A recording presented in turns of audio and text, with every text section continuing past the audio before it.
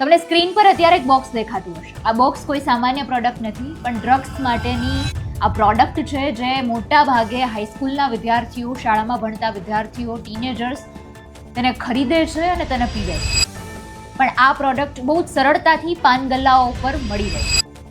આ સમાચારની હું વાત કરી રહી છું. ભાવિન છાયા નામના જે વ્યક્તિ છે, તેમણે પોતાના ફેસબુક એકાઉન્ટ પર અત્યારે એક લેખ પ્રસિદ્ધ કર્યો છે. તેની સાથે આ એક ફોટો સામે આવ્યો છે, જે બાળકો અને દેશને બરબાદ કરવા માટેનું રો મટીરિયલ છે. કઈ રીતે? કારણ કે ફોઇલ પેપર અને ફિલર ટીપ કે જેમાં ભરવામાં આવે છે ડ્રગ્સ.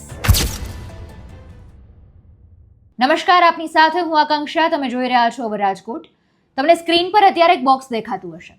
આ બોક્સ કોઈ સામાન્ય પ્રોડક્ટ નથી, પણ ડ્રગ્સ માટેની આ પ્રોડક્ટ છે જે મોટા ભાગે હાઈસ્કૂલના વિદ્યાર્થીઓ, શાળામાં ભણતા વિદ્યાર્થીઓ, ટીનેજર્સ તેને ખરીદે છે અને તેને પીવે છે.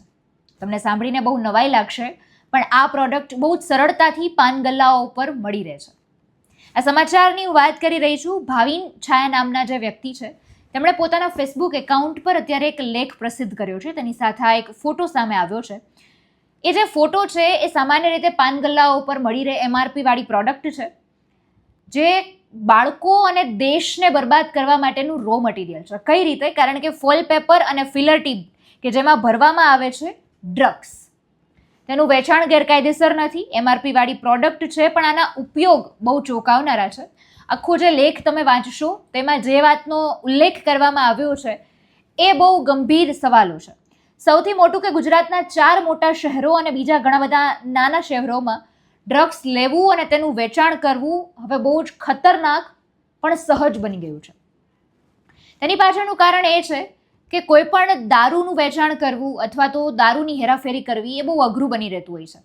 પણ હવે આ બહુ જ ઇઝી કામ બની ગયું છે ડ્રગ્સનું વેચાણ કરવું, કારણ કે બહુ જ નાની સંખ્યામાં કોઈ પણ નાની જગ્યાએ તમે એને સંતાડી શકો છો. અંડરવેર કે શૂઝમાં પણ તમે એને છુપાવી શકો છો. અને એટલા માટે જ હવે ઘણા બધા લોકો એ દિશા તરફ વળી રહ્યા છે.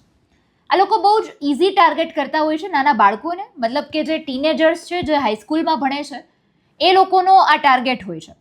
એ લોકો શું કરે છે કે ફી ઉઘરાવતી જે હાઈસ્કૂલો હોય છે, ક્લાસીસ હોય છે, હોસ્ટેલ્સ હોય છે, તેની આજુબાજુના વિસ્તારમાં એ લોકોના પેડલર્સનો અડ્ડો હોય છે.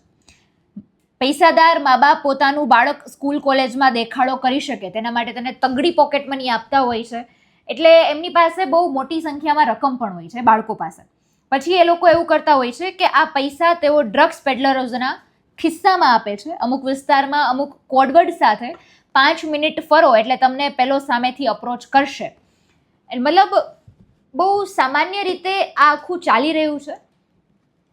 આ આખો તમે જ્યારે લેખ વાંચશો તો એમાં એજ્યુકેશનને લઈને, સ્કૂલ્સને લઈને, તંત્રને લઈને સવાલો કરવામાં આવ્યા છે.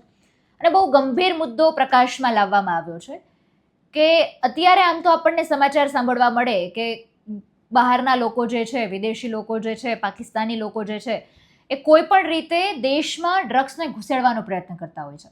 અને એ લોકોને ધરપકડ કરી લેવામાં આવે તો એમની પાસેથી કરોડોનું જે કિંમતનું ડ્રગ્સ હોય છે, કોકેન હોય છે, મળી આવતું હોય છે. આપણા સામે એ સમાચાર આવતા હોય છે. પણ તળિયાના લેવલે બાળકો સુધી, હાઈસ્કૂલ્સના સ્ટુડન્ટ સુધી, ટીનેજર્સ સુધી જે પહોંચી રહ્યું છે, જો એને નહીં રોકીએ તો મને એવું લાગે છે કે કદાચ ભારતના ભવિષ્યને ધૂંધળું થતાં આપણે નહીં રોકી શકીએ. અને એના માટે આ અગત્યની વસ્તુ છે. સમગ્ર મુદ્દાને તમે કઈ રીતે જોવો છો એ કમેન્ટમાં જણાવજો. ફરી મળીશું. અમને રજા આપશો. નમસ્કાર.